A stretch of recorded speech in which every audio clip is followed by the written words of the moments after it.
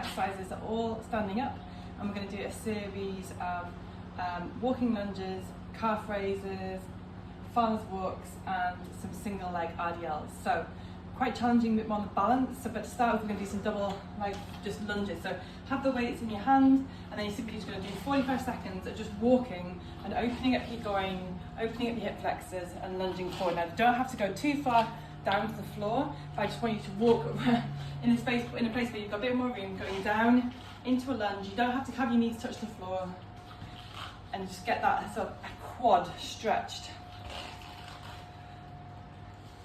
I'm not so great at that, as you can see, but I would do 45 seconds on, walking around. My legs are really tight from a weekend running in the Lake District, but doesn't mean you shouldn't do it. It means it's probably more important to do it, to open up my hip and my quads. So that's the 45 seconds of the walking lunges.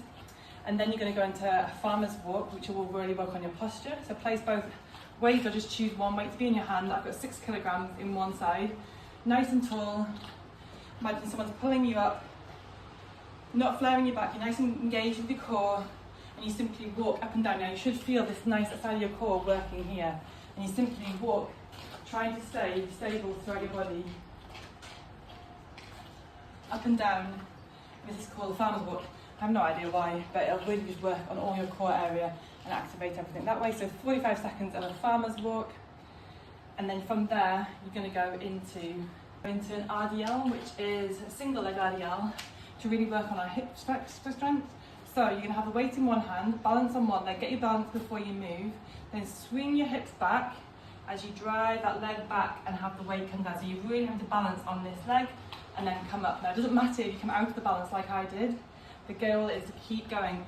Best to do this in front of a mirror so you can see that your hips are stable. The idea is that you want your hips to go back in a nice straight line, not twisting, not rocking around. So if you have a mirror, you'll be able to see. Now if you can only go to there before you start to twist or rotate, that's fine, go to there.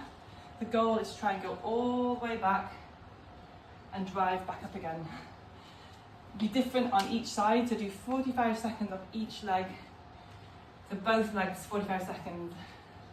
Nice and slowly, no need to rush these, and just work on it each week and you'll see the improvements. Now you see again, I struggle to come back up there. Really good for ankle strength. Push that leg back and up. So I'm only going to go to there, drive that leg back. Really great one for running strength. Really shows where your weaknesses are, and that's fine. Don't be afraid of what you're weak at. Don't then stop because you can't do it. Keep trying. So find the mirror, or video yourself on your phone, and just even if you just the goal is just do that hip hinge like that with a weight. Fantastic.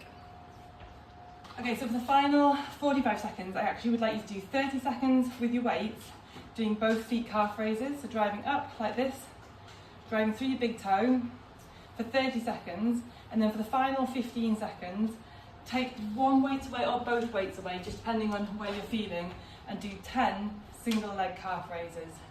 So 10 on your right leg, and then 10 on your left leg. Okay, so I'm not going to do that because my left calf is a bit sore today, so I'm not going to demonstrate that any further. So you do 30 seconds of both weights, and then 10 seconds, or 10 reps, sorry, of single leg, and 10 single leg on your left. So just to start working on that single leg strength. So that's your full circuit today. As always, let me know how you find it afterwards, if you've got any comments, if you want to see some more exercises repeated. The more feedback you give me, the better these workouts are because they are tailored for you. Have a great week.